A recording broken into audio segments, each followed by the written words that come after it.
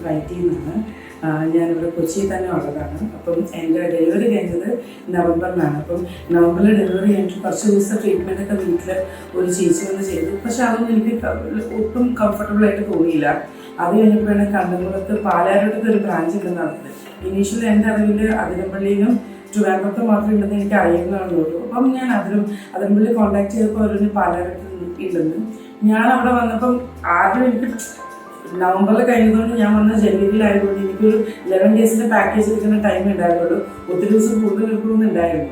പക്ഷെ പറയാതിരിക്കാൻ വയ്യ, അടിപൊളി സർവീസ് ആയിരുന്നു. വേദികുളി പറയട്ടെ, വേദികിടി പറയട്ടെ, അത് കഴിഞ്ഞിട്ടുള്ള സ്റ്റീം ബാത്തും ഇവരുടെ ഫുഡ് ആണെങ്കിലും ലൈക്ക് അതിനനുസരിച്ചുള്ള ഫുഡും ലൈക്ക് മോർണിംഗ് ആണെങ്കിലും ഇന്ന ഫുഡ് തരുന്നുണ്ട്.